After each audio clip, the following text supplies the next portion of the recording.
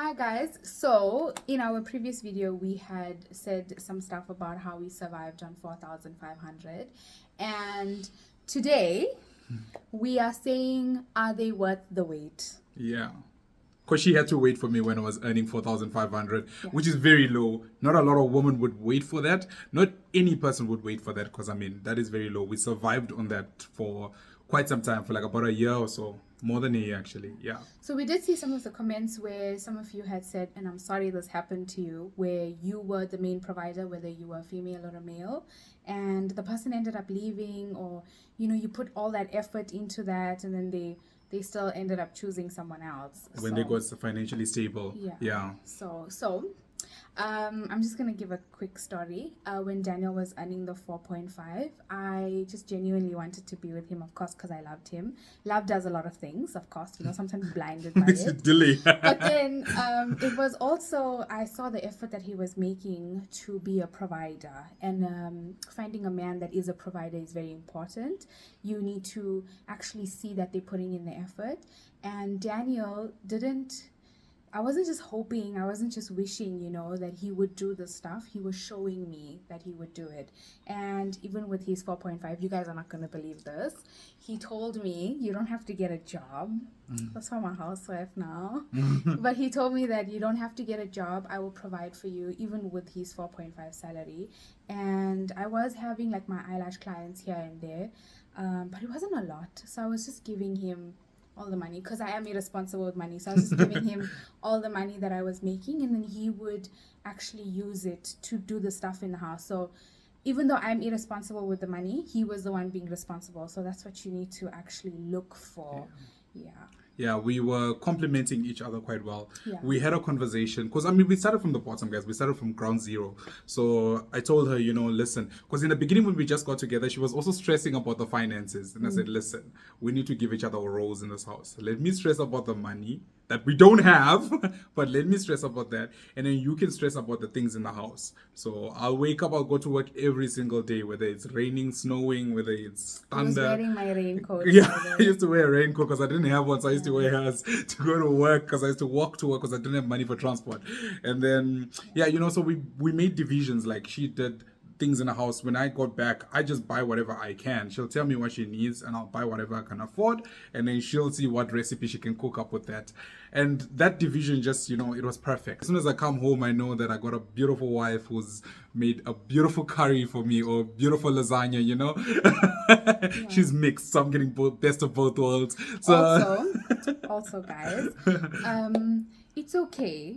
It's okay for you to want to work and your partner stay at home, or both of you want to work, but you cannot expect both of you to work 9 to 5s, and then someone's got to come home and still cook and clean and still take care of the kids. So you choose your battles, and if it's too much for you, you say no, I need to shorten what I want to do, so you get a job that's either lesser hours if you do want to work, but then you need to have this conversation with your partner. Yes, yeah. I remember being in a situation where I was with a guy that got got very spoiled by his parents, and he wanted the 50-50. He wanted me to work, but then it wasn't him 50-50 coming home and cleaning and cooking and taking care of the kids. It was me getting a job that was the 50% and paying money towards the house, and me doing the rest of it while he only had a job.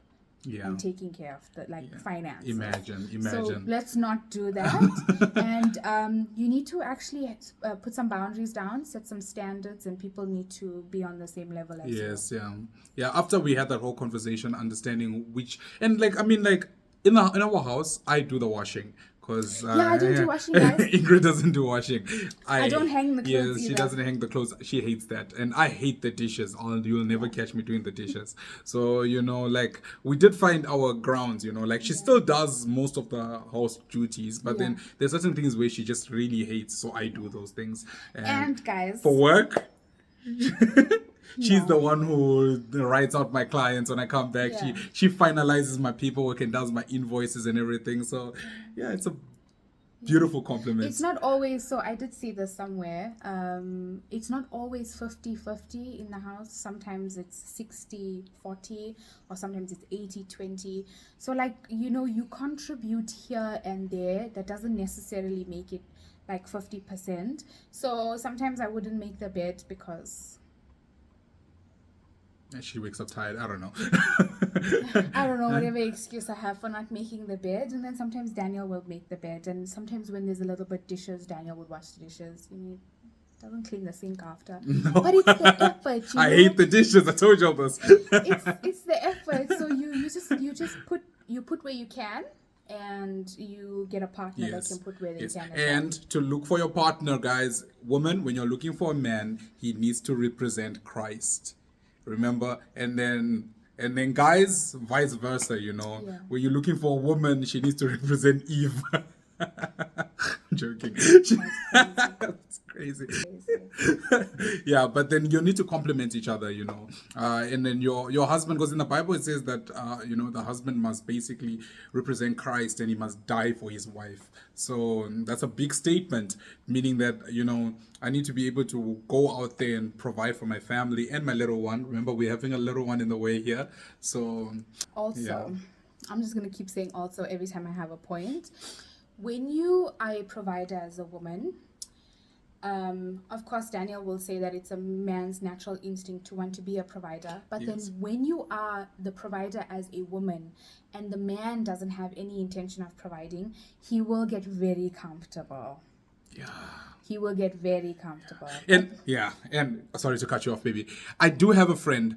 His wife is a cardiologist. He works retail. He earns maybe about 10,000 rands. His wife earns 10 times that amount, right? But then he's still the person that pays the levies in the house. He's still the person who buys the groceries in the house with his little bit of money, and then the little bit that he has is that he does the rest. And then her money, which is a lot, it goes to like the luxuries, the trips and this and that, Yeah. and you know, yeah.